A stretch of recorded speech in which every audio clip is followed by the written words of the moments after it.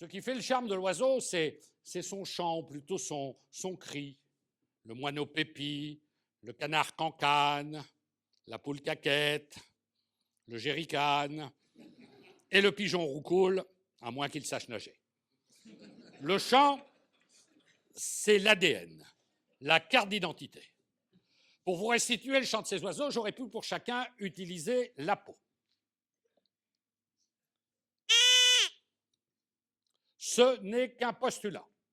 Pour décrire la petite bête, j'aurais pu aussi bien vous montrer un squelette. Et placé au passage le fabuleux jeu de mots, vous avez à la fois et la peau et les os. Les arguments ne seraient pas à la hauteur. L'oiseau a de tout temps inspiré nos chanteurs. L'oiseau a de tout temps inspiré nos poètes. Aussi proposerais-je, pour décrire la petite bête, d'associer une chanson à chaque définition. À vous de retrouver l'animal en question. Une chanson au hasard. Attention, top, départ. C'est la danse des canards qui, en sortant de la mare, se secouent le bas des reins et font coin coin. Faites comme les petits canards et pour que tout le monde se marre, remuez du popotin en faisant coin coin. Vous avez reconnu en secouant vos plumes avec la danse des canards. Un hommage à la fois poétique et subtil, donné par le poète au noble volatile. L'élevage du canard s'avère assez complexe. La nourriture varie en fonction de son sexe et de son habitat. À l'heure du sacrifice, après avoir été bien nourri, au maïs, le mâle est étouffé. C'est la méthode rouennaise ou encore égorgée, c'est la méthode nantaise. La canette est décapsulée après avoir été nourrie à la bière. Une chose à savoir, obliger un canard aveugle à épouser une canne blanche. Ou encore, enseigner la langue des signes à un canard sourd et muet sont des actes de barbarie avérés. C'est clair pour tout le monde? Attention, deuxième extrait, rien ne bat plus, les os sont frais. Ah, si vous connaissiez ma poule, vous en perdriez toute la boule. Marlène et Darky. Grâce à cette chanson de Maurice Chevalier, vous avez reconnu la poule, la reine du poulailler, seul animal que l'on dévore soit avant sa naissance, soit après sa mort. Comme le dit un dicton qui concerne le bestiau, un homme qui se couche comme les poules se couche tôt. En revanche, s'il se couche avec les poules, il se couche tard.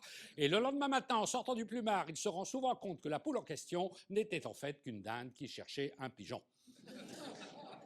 Le pigeon, parlons-en, un oiseau de malheur qui crée la peur panique chez bien des inspecteurs. L'inspecteur Colombo a peur du volatile, un seul pigeon et l'inspecteur colombophile. Le ministère des Armées a donné une mission au ministère des Télécommunications, le croisement du pigeon et du pivert, avec un avantage pour le destinataire. Quand l'oiseau en question vous ramène un message, il frappe à votre porte et prévient du passage. On aurait aussi, paraît-il, croisé un perroquet, un pigeon voyageur, avec un avantage qui ne fait pas l'ombre d'un doute. Quand l'oiseau s'est paumé, il peut demander sa route. Auriez-vous, s'il vous plaît, une troisième chanson? Le papa pingouin, le papa pingouin, le papa, le papa, le papa pingouin, le papa pingouin s'ennuie sur la banquise.